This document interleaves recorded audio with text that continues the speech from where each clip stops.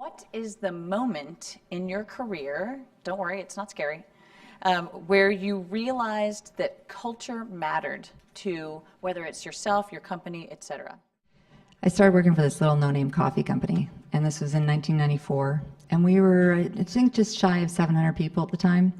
And we had incredible goals to meet. We had this vision of opening a store a day and raising capital and all kinds of fun things. And what really mattered was the culture of how we worked together and how we treated each other and how we communicated and could rely on each other. The most important thing I think about that culture that we developed was that everyone can have a bad week, a bad month, or a bad year. And when that happens, you can't throw someone out. So that was an incredible learning for me as an HR professional, that people can have an off time, they can be in the wrong place, and you have to be really accepting and gracious of how you are to people when that happens, because your day could come soon. So that was a real moment for Starbucks when we wanted to grow rapidly. So a lot of folks probably don't know that Napster came out of the computer underground in Boston. I'm curious why people find that's funny. Actually, that's interesting. Yeah, okay, thank you. I thought it was pretty awesome too. Computer underground, late '90s, based in Boston. People didn't. It wasn't in New York. It wasn't in LA. It wasn't San Francisco. It wasn't even a thing back then. Boston was where it was at, and I was a computer security consultant by day, and then I was a hacker by night. And I got to bump elbows with all the other names of people, Loft and Cult of the Dead Cow and New Hack City, and these old sort of institutions that were made up of people just like me. And we all used to get together. We would barbecue, we would roast, we would go to 2600 meetings because I'm a computer nerd at heart. And then we go to 2621, which was a 2600 version of, it was a 21-year-old version of 2600, so that we could all get together and whip out our latest exploits and have a little contest, and whoever won was the one who didn't have to buy dinner. There was this whole community of people, and at the time I didn't realize it had anything to do with culture, but the particular group that I was a member of, that Napster came out of, was called Woo Woo. And as irreverent and silly as that sounded, it was actually the largest group of its kind at the time. And we all had one rule. We had only a couple rules. Anyone could invite anyone to the group, and anyone could kick anyone out of the group. And that had sort of this self-regulation effect. And while we didn't realize or have the language for it at the time, we were selecting people for our values, our culture. And that culture, I'll just tell you, produced a ton of great companies. Most recently, Jan sold his company called WhatsApp to Facebook. Our founder sold his company Cloud Volumes to Symantec. Doug Song did Arbor Networks and Duo Security now, and all these other companies, and myself, I built a couple companies from that community as well. And when I look back on that, and I recognize, well, not only what did I enjoy about it, and what did I value, but what did it enable and produce and facilitate? It was having all these people together who believed in the same core set of values, and the power and the multiplicative effect that had, and the trust that created, and the energy that enabled. Was really, really powerful. And I'd say that's the moment where in my next company, Cloudmark, I was super deliberate about culture then. I've worked for two very large companies. If you don't know, Alaska is about 15,000, and my prior company was 180,000, so it's kind of in the big company space, opposite of your story. And what I really found powerful was understanding the mini cultures that exist and understanding the interplay between them. And then also understanding, so what's common and what's different. And that happened to me, but both my first role when I was at Boeing, I actually moved around. Like you can hit on my career, I can't hold a job, I like to do different things. But that's exposed me to all of these different cultures where I've been able to understand what we have in common and what makes them different parts of the organization, and how you can really leverage the commonality there. Where I saw it really, I'm not trying to down everybody here, but where I was at Alaska for 4 months, prior to our 261 accident, if you guys remember. And I never saw prior to that how that can serve as a catalyst, good, bad, and different, to bring people together where the sameness mattered, way more than any difference that was going on. And having only been there for 4 months, clearly it's left a little. No, it's great. But Culture it matters. really left a lasting impact, and I've been there now 16 years, and probably a lifer. Fantastic. Thank you for sharing. I was early in my career. I worked for this little company called Digital Research down in Monterey, California, who kind of blew it, and Microsoft didn't blow it. And I went from Digital Research to this workstation company called Sun Microsystems. And in the early days, mid '80s at Sun, it was a fraternity. I mean, it was and I say that not as a boys thing, but it was an our company. Everybody worked at Sun. It was us. We're the best. We're going to kill Apollo, and then we're going to kill IBM. You know, and we really worked together, and there was this really wonderful kind of camaraderie. And then a couple friends of mine left, and they went to this company that this guy Steve Jobs was starting called Next, and they said, "Ralph, you got to come to Next. It's like Sun. There's even more smart people. You're gonna have a blast." And I eventually ended up running systems engineering at Next. But I remember I went to a company function, an all-company function at Sun, and on Thursday, and on the following Monday was my first day at Next. And about a week after I was there, we had our first all-company Next meeting, and that was, you know, a fraction of the size because there weren't that many. I think there was 86 of us at Next at the time. And but what immediately hit me was that I no longer worked at my company. I worked at Steve's company. You know, and at the same time at Sun, it was like everybody was trying to be the best and do everything they could for each other. And then I went to a company where everybody was trying to do their best to impress Steve. And it was really interesting. I was like, holy cow, these are people that are very similar to each other. And I thought, wow, this is going to be a completely different ride. And in the end, and I think maybe I started to realize that for me, I was old enough or mature enough, which that happened slowly, that to realize that, you know, to take note of that. And that for me was huge. And it left a mark on me. That you can have a company can succeed so much because the culture creates a team that we work together for each other. And then I thought it would be awful that a culture was you're trying to please this one guy, but everybody was doing it and it drove you together. And so those two different, the juxtaposition of those things has always been something that I've looked at as is this company like Sun or is this company like Next? And Starwave was interesting because it was started by Mike Slade, who was I met at Next, and so that was interesting. But since then, and then the other thing from my background for the people in the room, I am a geek. I landed in healthcare because of two preemies. Both of my daughters were premature, and I think like many people, when you're faced with that grave, what are you going to do? Am I going to get out of this? Because at one point, the doctor looked me in the eye and said, "I will save one of them. I may not save both of them." And I'm like, "Oh my God, I'm looking at Sophie's Choice kind of thing here." And you start making those deals. And for me, it was like, look, I've done a lot with technology. Been really lucky, had a Forrest Gump kind of experience. But I should really do something with intention to try and make something better. And so that's how I got into healthcare. So why would a geek end up in healthcare? It's because it's intention to try and do something better. How do you think that culture and going back to your core culture helps you through difficult times of transition?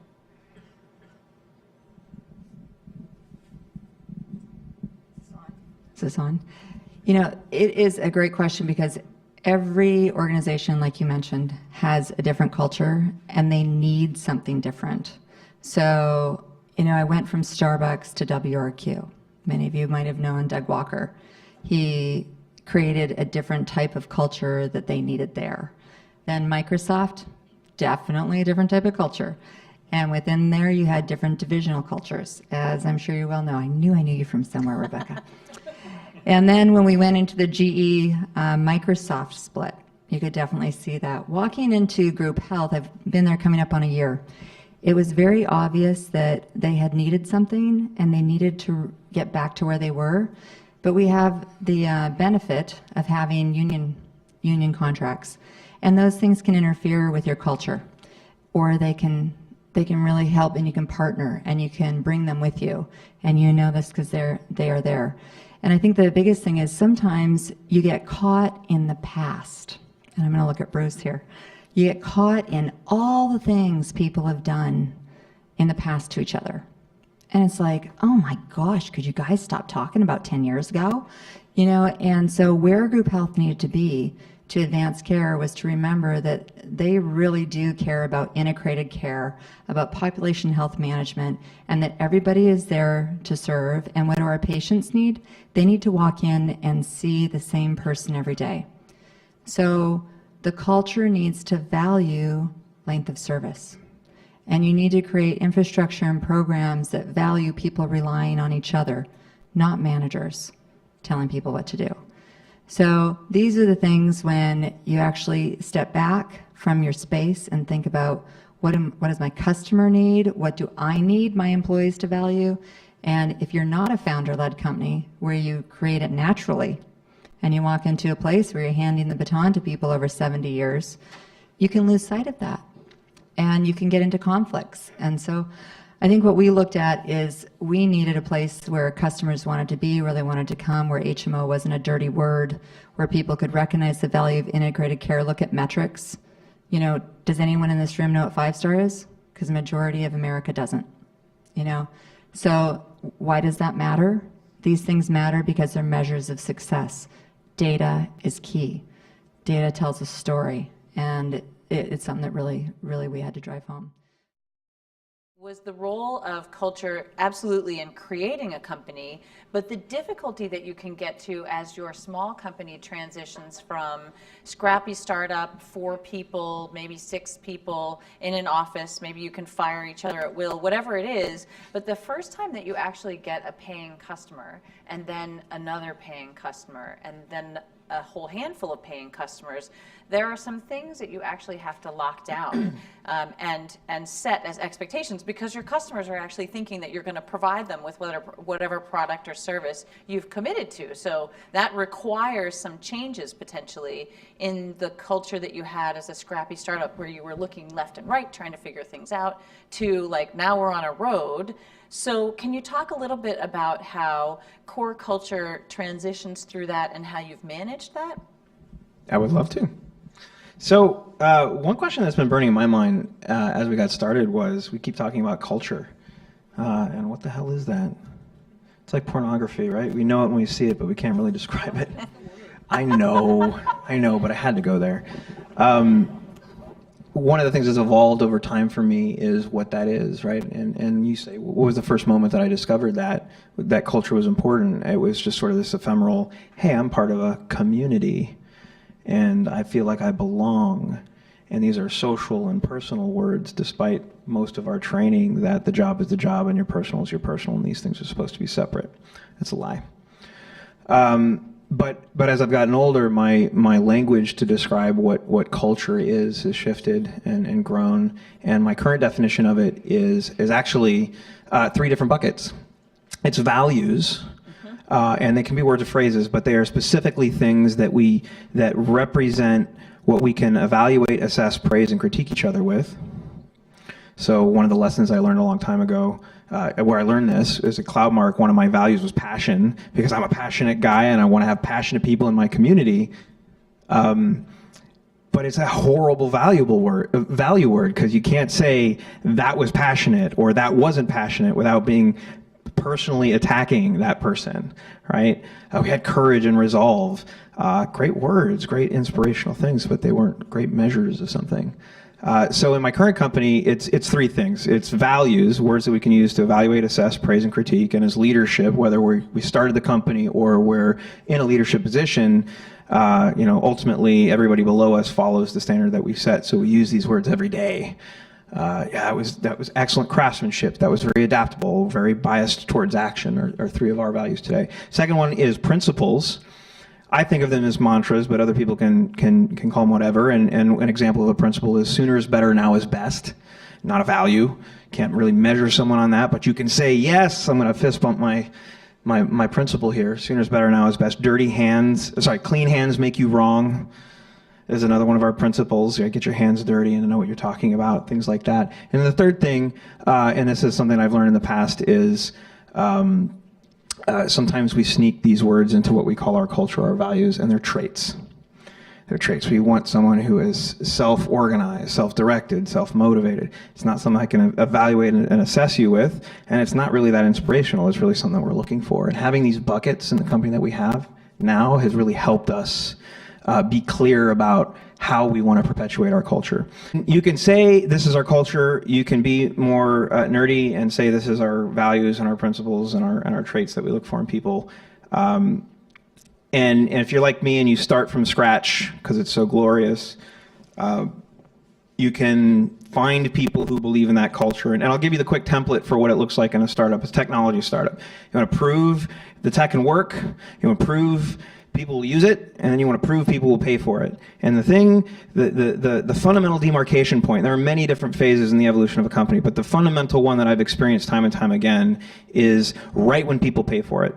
So right up to that point, all the people in your community, aka your company, are organized around whatever the culture was, and I loosely call it hunting around in the dark, trying to find that thing, trying to do the right thing, and everybody is motivated and inspired if they were hired the right way and they believed in the mission. That's what they're there for. And then boom, you find the revenue vein, because that was the expectation that we set. This whole reason for this being was to find the business.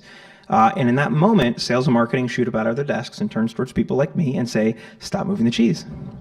Today, the priorities change. We are no longer about innovation. We're no longer about hunting around in the dark. We are about stability and scale. And you shouldn't be unhappy because that was the expectation we set at the beginning. So the hardest part of my transitions and in 3 different companies where this has happened has been, I started that company with this belief in this notion that the culture as a general bucket was invariant, that it would never change, that this is what we would always stand for. People change, people get older, people join, people go, missions change, businesses evolve and adapt. The failure was that we didn't set the expectation that it would change, and we didn't build and engineer the systems to double check for what the culture should be at reasonable intervals. And that's been the hardest part. So I used to frame myself as a year 0 to year 5 guy, because by year 5, you're either out of business or you are in the stability and scale place, and it's not your company anymore. When you think about the culture of your company, how has that worked for you in terms of building your company and or acquiring customers to get to kind of that mid-level place? Good question. I wonder sometimes how it has. No. Well, we are being honest. I will stop. I want to put a pin in for one second. Sure. To talk about culture from a different point of view.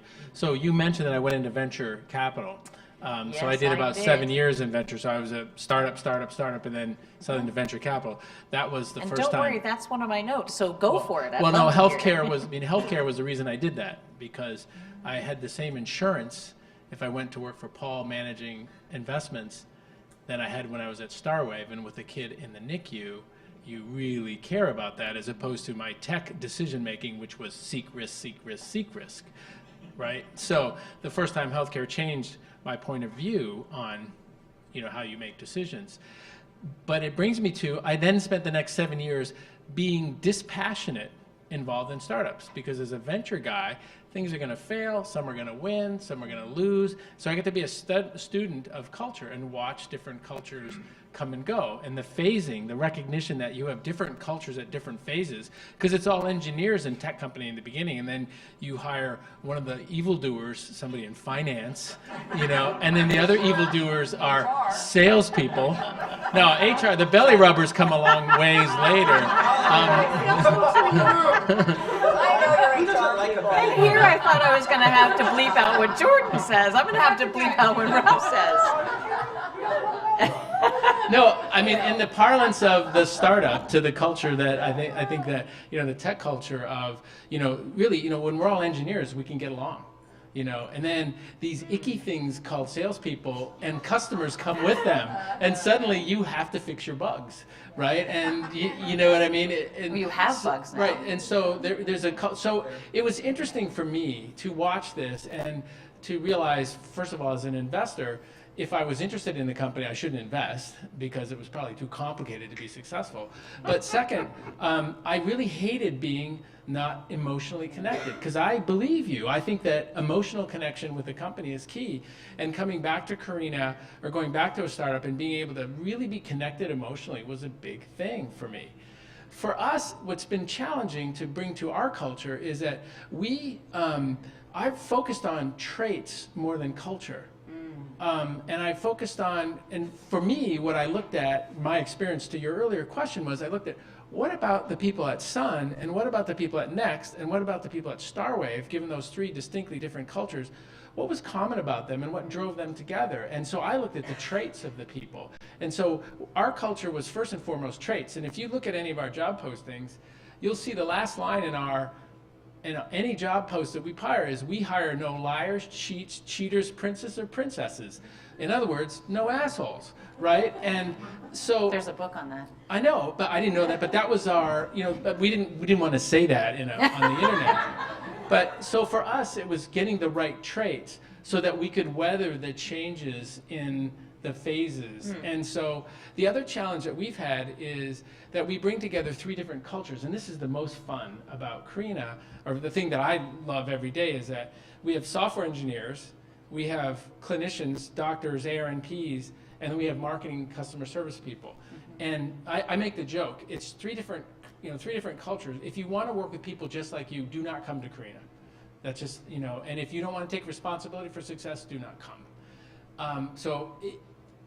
But yet we have to meld a physician culture with a software engineer culture with a marketing culture. And I make the joke, if you say protocol to the software engineers, they think one thing.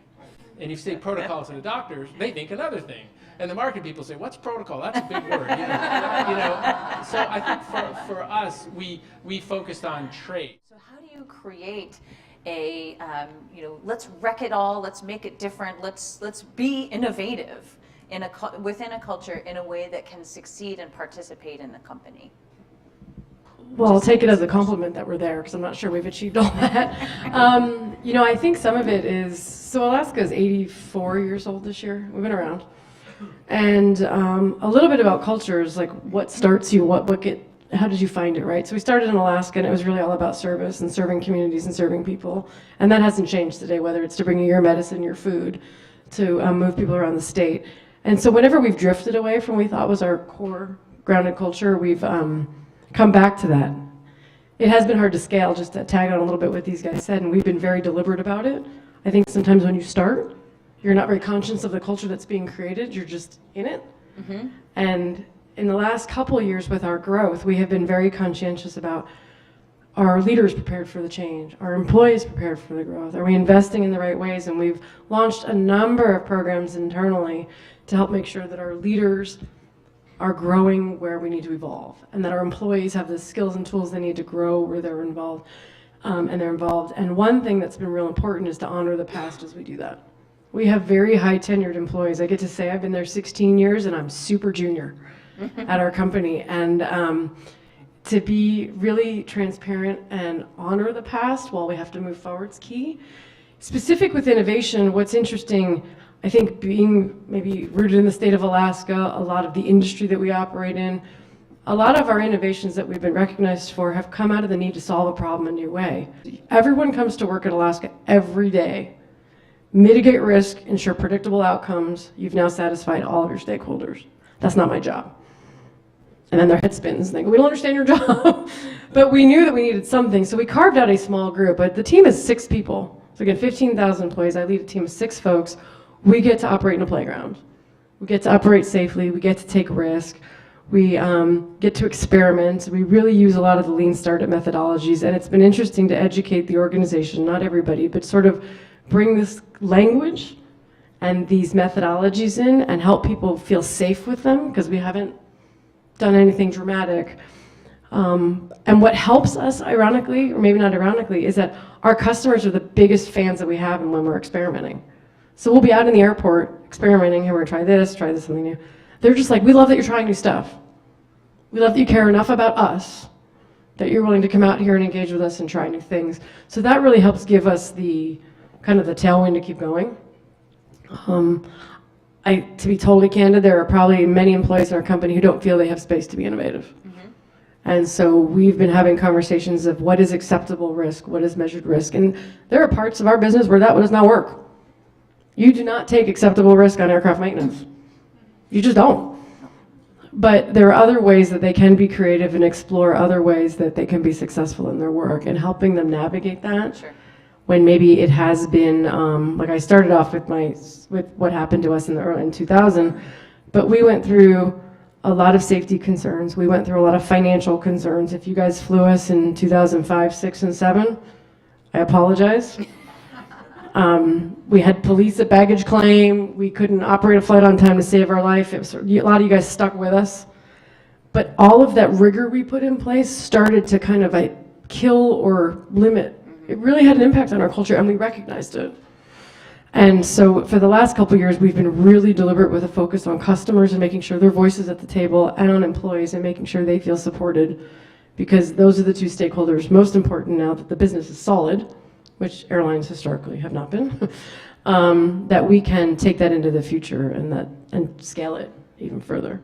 So it sounds like there is a kind of a healthy conflict, actually, whether you're a startup or a large company, in the way that you treat innovation and the way that you satisfy customer demand. And so there's a little bit of a yin and yang, and making sure that you have people with the traits, to your point, who are diverse enough to either intentionally or unintentionally do that is key to creating a culture that's sustainable and actually helps the business. You already have a diverse workforce just by the very nature of having those 3 pods. How do you think that complements culture, and how do you think people in a relatively monoculture place can embrace, or should they embrace, diversity and inclusion as a powerful part of their business? The way we try and make it help us is, I use this notion of literacy and fluency. Is that if you're fluent in this area, your responsibility is to help those that are trying to gain literacy. The trait is to be willing to teach and help others, to not use your information to push down, but use your expertise to raise them up so that they can then collaborate with you. How expectations inform culture, but also how expectations are a linchpin of whether it's communication or almost anything that you're going to do in a startup or as a company grows past startup phase. Culture is a form of setting expectations. And I think, you know, it's great that you interview for traits, but there's also an aspect of how we want to be, and I'm not excluding the way you think about it from that, but I thought it was very interesting. We threw around the word diversity and inclusion as sort of these generic adjectives, but inclusion is actually one of our values. And the description is listen with humility, speak with conviction, be open to influence, nurture and invest in each other, dream and deliver together. That's literally the language of that particular value at our company. And I see it as a way to say, first of all, this is how you're going to be evaluated, assessed, praised, and critiqued. And you're either on board with being this way, or you are this way fundamentally, or you're not. And it's an expectation how we say, this is our linchpin, this is the guiding principles of who we are as a company and how we grow. You set culture from, you know, it can happen from other places, but it is often set by the leaders, and it's often very intentional. So Molly has a microphone, so if you have a question, please raise your hand. Dave Chapin, I'm as a tech-to-twit engineer type, I'm always curious about measuring things. So how do you measure culture, and how do you know if you're improving or not? That Objectively, not subjectively, objectively. That is a fantastic question. So HR person, Tami, would you like to take a first stab at that? Sure. I think it depends what you really want to focus on. So like this year, we explicitly focused on people that were delivering like our service metrics. So our patient service scores. As we were driving, that we need our patients to be treated really well, greeted with a smile. And we also took our patient safety measures. So for those of you in healthcare, we were monitoring our serious safety events. We wanted people to follow very rigorous processes to reduce those, and we cut them in 50% within 1 year. So those are the 2 top metrics. The third one, which was very quantifiable but softer, was how people responded to how they felt about recommending us as a place for care.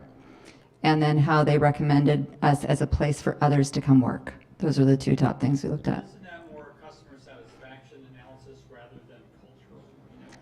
Our culture was a culture of service is what we were trying to refocus on, because we had really gone after, for those of you who've seen us for the last couple of years, we'd gone after financial margins. We'd done a lot of cuts. We'd reduced the workforce by almost a third, and we still had not reduced our patient volume. And this year, the results are out. We've had the highest growth this year that we've had, I think, in group health's history, as a result of being able to take those to get the revenue back up. I think where you were going was we measure, we do conduct employee surveys, internal surveys to understand where employees are at.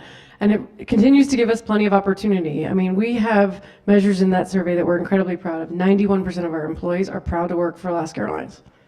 You're like, that's awesome. That's pretty darn pretty awesome. fantastic. How well we are culturally open, honest, two-way communication and stuff, yeah, that's not a number that I would even share here, right? Not that candid. We have work to do. But I think that those metrics and repeating those and seeing our progress against them, and the leaders taking responsibility that we have to set the stage for the culture and what we want to do.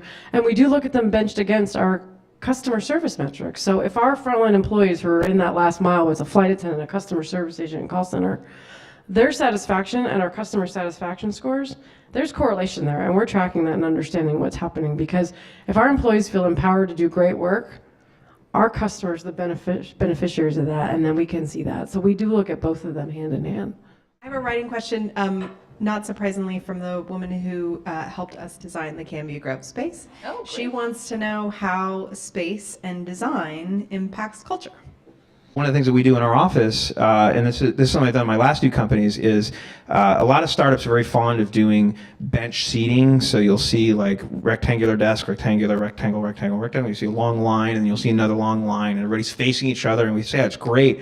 And I fucking hate that, because our life isn't like that. Our life is not symmetrical. Our life does this, and it goes all around, and there's a texture to the way we move through the world. So in our current office, we have a rule that there's no straight lines of sight through the office, and that if you have to move through one end of the office to the other, you have to navigate people's desks. Mm-hmm. And then every 6 months, we make a move.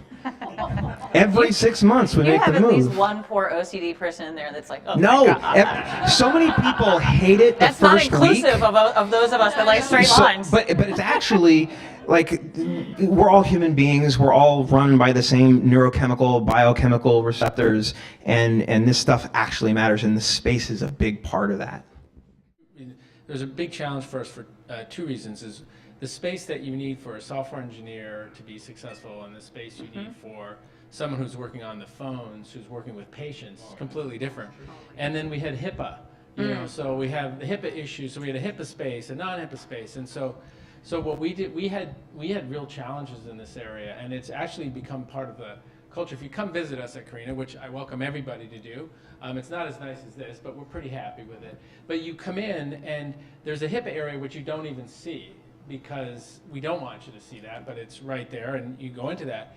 But it's the wall that we had to, we have our software engineers meet with our operations people in the conference room in the HIPAA space, as opposed to coming out to kind of cross that. So spaces, when you have limitations because of regulations, and I'm sure you have this at Alaska, your culture is, is that physical barrier an emotional and mental barrier? Mm-hmm. Because we've always looked at that, trying to do that. And then egalitarian, everybody has a window, right? So that was our rule. Everybody has a window. And to do that, you have a lot of open space. And so for noise, we just bought people noise canceling headphones, because it's a lot cheaper than building offices. And so that's how we did it. Thanks for spending your time and sharing your thoughts on culture.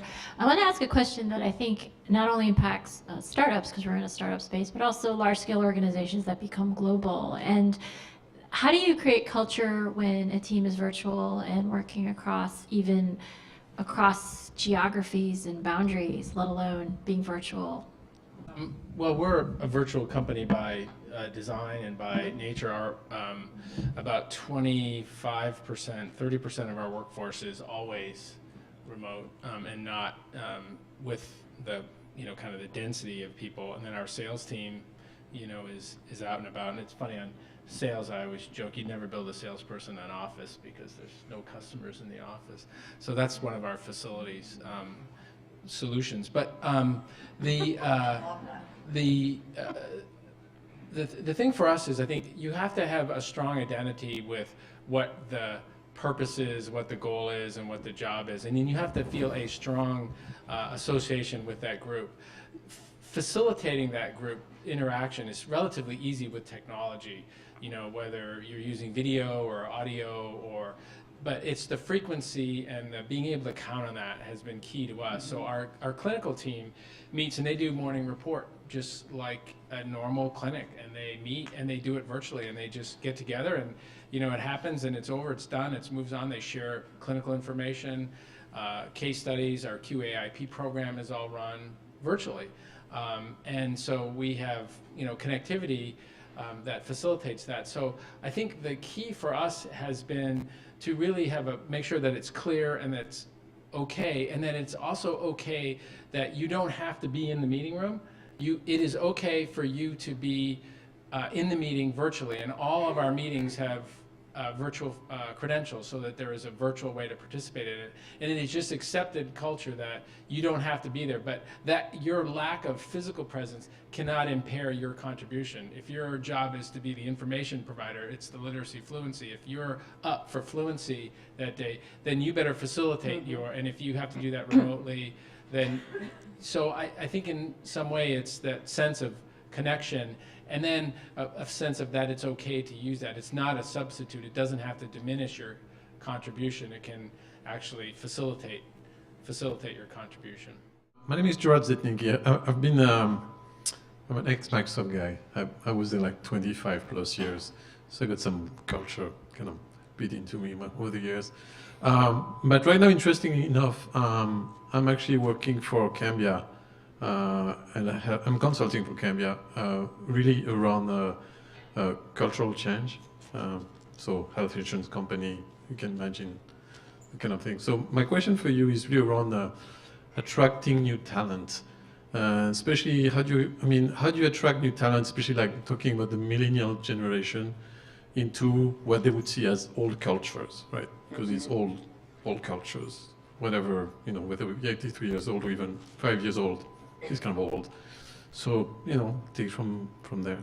Because we have a really because of our clinical team is fairly wide in age group, and the attraction to this kind of medicine is, you know, spans across different ages. So our clinical team has people that they shuttered a primary care practice. They went into this after years and years of experience, and others that are kind of newer and out of school. That's been interesting that we've seen that. So on our clinical recruiting, it's the common theme has been the patient first, you know, that patient-centered care. You know, I'm here to serve the patient, not the other way around.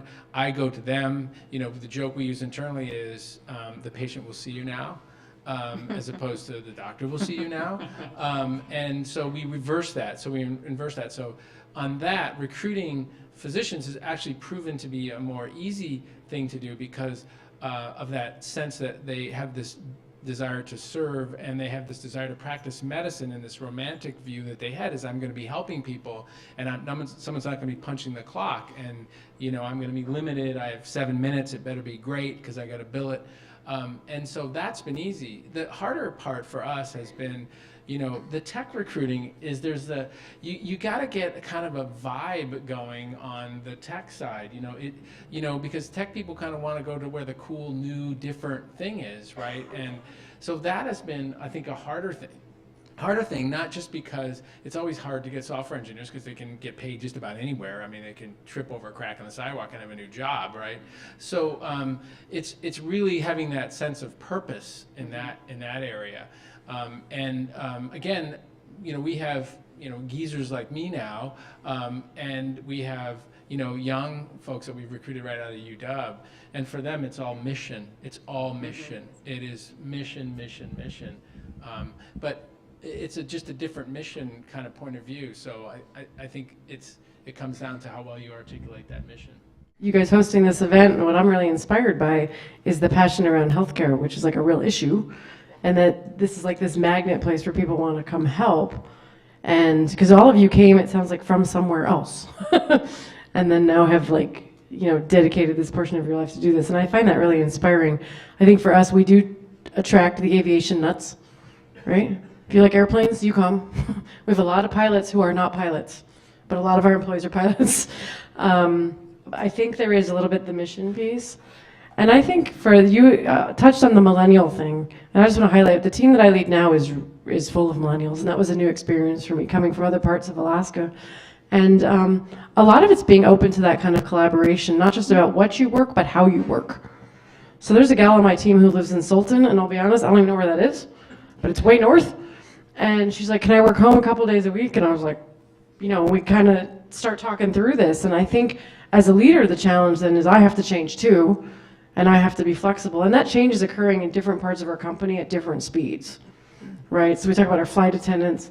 They're already at a different place in terms of how they have to work versus different work groups. And so in a large organization, that change management doesn't all travel the same speed.